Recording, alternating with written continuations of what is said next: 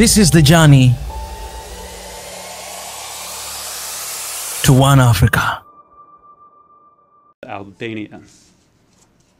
The Assembly will now hear an address by His Excellency Denis Sassou Nguesso, President of the Republic of the Congo. I request protocol to escort His Excellency and invite him to address the Assembly.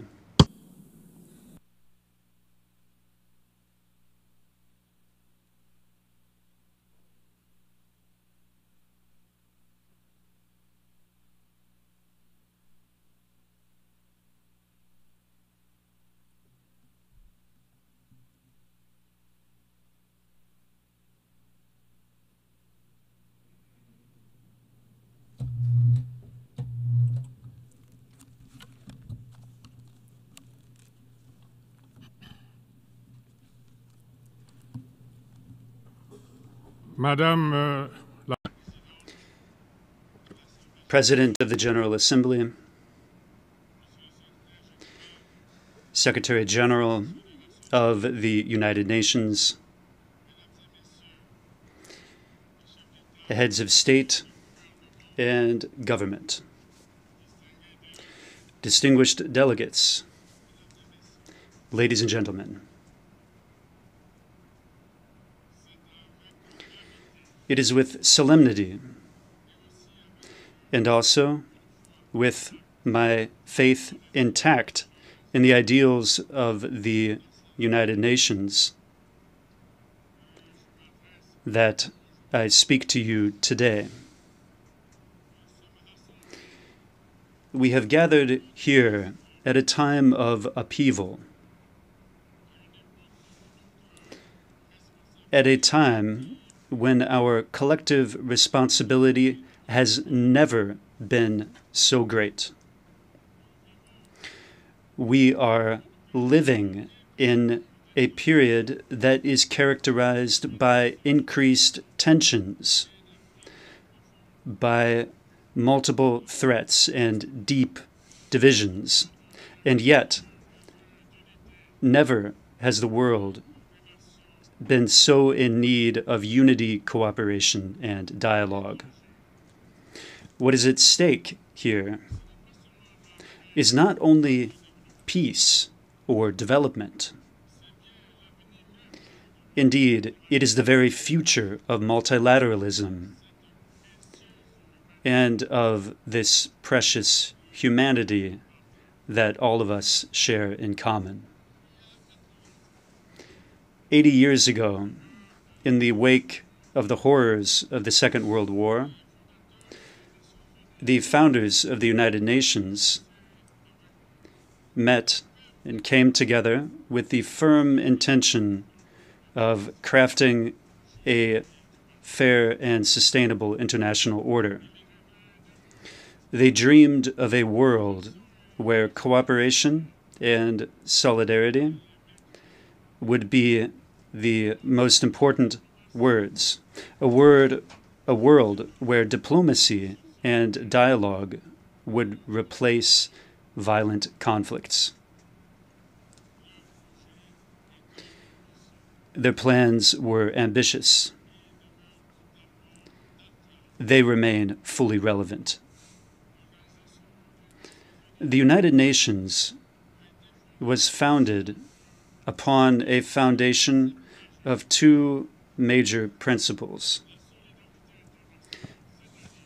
international solidarity, that is, the belief that the destiny of nations is inextricably intertwined with that of others, and that only a collective effort can allow global challenges to be overcome. Multilateralism, or the acknowledgement that every nation, be it great or small, must have a place, a voice in international affairs, and that only collective action can guarantee a lasting peace. Regrettably, 80 years after its inception, our organization faces a disturbing resurgence of armed conflicts the world over. In so many places, the language of weapons has won out over good sense and diplomacy. This is the failure of our collective promise, that of forging a world free from the scourge of war. It is also the sign of a weakened international system, sometimes a powerless international system, faced with the logic of confrontation. Today, we must reaffirm the primacy of law in international affairs and the need for a global order that is based not only on the force of weapons, but on established rules and rules that are shared in common. The United Nations must once more become an effective tool for conflict prevention and mediation. As an actor committed to peace and justice that works for friendship among all the peoples of the world, the Congo supports peaceful coexistence, reciprocal tolerance, and mutual understanding. This is why, in the Middle East, my country is a staunch supporter of the two-state solution. An Israeli and Palestinian state living side by side in peace. In the Caribbean, my country will continue to support the Cuban people, exhausted by decades of an embargo which is today incomprehensible. Trade tensions, technological and geopolitical tensions among great powers, which we are witnessing today, are clearly fragmenting our world and fueling distrust among nations. They are weakening international chains of solidarity, and they are undermining our capacity to tackle together the great global challenges with serious repercussions for the economies of developing countries. This is illustrated, inter alia, by instability on the markets, by increasing commodities prices, and through recurrent disturbances in supply chains. Now, as understandable as it may be, economic competition must not transform into systemic confrontation. One of the greatest successes of the United Nations was undeniably establishing a sound platform for cooperation among nations. But today, this multilateralism is under threat by national egotism and by unilateral policies, which are a source of harmful diplomatic crises. This tendency needs to be rolled back. This is because the global challenges that we face, in particular climate change pandemics and food insecurity require a global response that shows solidarity, coherence, and which is concerted. The Republic of the Congo firmly believes that a stronger and more effective United Nations is the crucial condition for preserving peace and guaranteeing sustainable development. Hence, we call for a reform of its bodies, starting with its Security Council. This so as to make these bodies more representative, more transparent, and closer to the realities of our world. One can see clearly that the Security Council, in its current composition, no longer reflects the geopolitical balance of our world.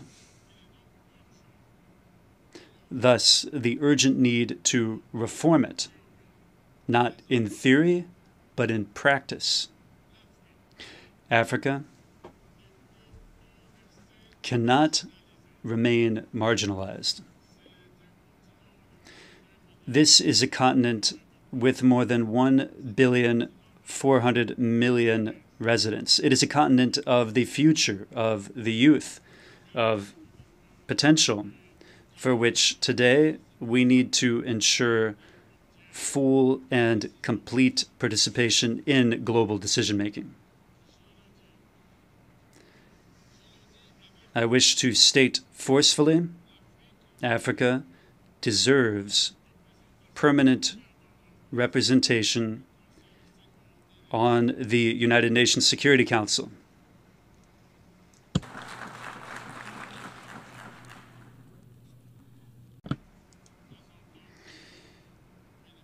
Not as the beneficiary of a favor, but as a legitimate partner. This is the solemn call that the Republic of the Congo wishes to sound from this high rostrum.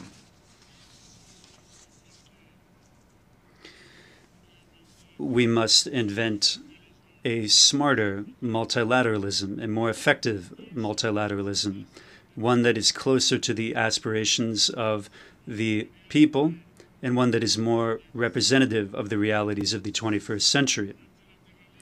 This multilateralism also needs to be made manifest through concrete acts, through tangible results, and through sustainable solutions. The peoples of the world will not judge us by our speech, but rather by what we succeed in accomplishing together. Madam President, ladies and gentlemen, there can be no lasting peace without development, and the opposite is true as well. Poverty, inequality, youth unemployment, exclusion. This is the ground that produces frustration, instability, and violent extremism. We must honor our commitments for the financing of the Sustainable Development Goals and put an end to the machinery that strangles vulnerable economies, such as unsustainable debt or unfair trade rules. International solidarity remains vital to allow for developing countries to successfully weather their transition toward a more prosperous future. This is the reason why we need to invest massively in education, in health, agriculture, infrastructure, new technologies, artificial intelligence, inter alia. The climate is a very big challenge today. It goes beyond all borders, beyond all divisions, and beyond all ideologies. It is already striking our cities, our countrysides, and our ecosystems. It is exacerbating conflicts, destroying cultures that have been around for millennia. And it is compelling entire families to tread the path of exile. Faced with this, we don't have the right to act in scattershot fashion. We need to close ranks with solidarity and with resolve. This means respecting the commitments of the Paris Agreement. It means massive support for the adaptation of the most vulnerable countries. And it means a deep transformation of our means of production, consumption, and financing. This is the opportunity to hail the adoption by the United Nations General Assembly of the resolution on the global decade for forestation and reforestation, which my country initiated, as one of the solutions conducive to making inroads in our common struggle to preserve the environment and to mitigate the ravages of climate change. The climate must not become a new factor that divides the North and the South. It must be a factor for global unity, a means of solidarity throughout the planet, and a vehicle for shared hope. Madam President, ladies and gentlemen, at a time when the nations of the world face serious challenges, some of these challenges are clearly existential in terms of their repercussions. And now, something new and disturbing is unfolding: an arms race. Global military spending today has reached record levels. Even while millions of human beings live in extreme poverty, with reduced access to drinking water, reduced access to quality education and primary health care. Disarmament treaties have been called into question, while the proliferation of weapons of mass destruction, in particular nuclear weapons, is becoming again a central concern. This is a dangerous slide in every way. It is not making our world any safer. Quite the contrary. It is exposing the world to the most serious jeopardy, including the risk of a generalized conflagration which could rage out of control completely. Faithful to its commitment to peace and international security, the Republic of the Congo reiterates its call for global disarmament. The time has come for all of us to invest in searching for solutions that strengthen our collective security, stability, and the prosperity of all peoples. This instead of fueling the vicious and destructive cycle of conflicts and violence. Madam President, ladies and gentlemen,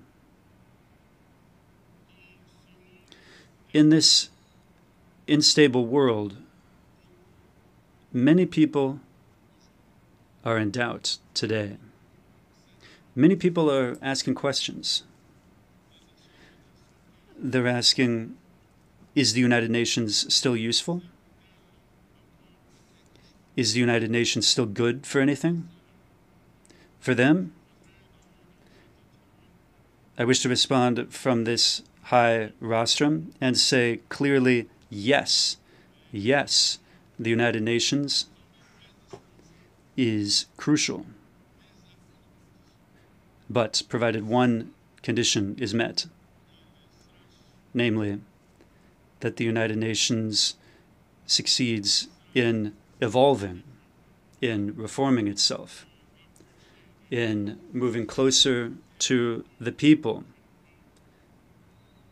and provided it responds concretely to the myriad challenges of the present moment. We are not condemned to war, to retreat, and to distrust. We still have the choice of courage, solidarity, and responsibility.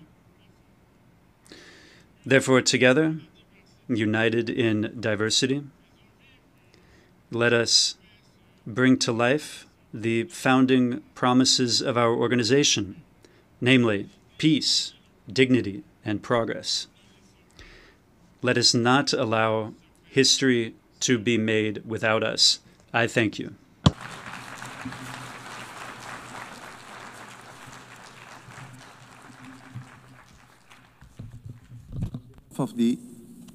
Of the Assembly, I wish to thank the President of the Republic of the Congo,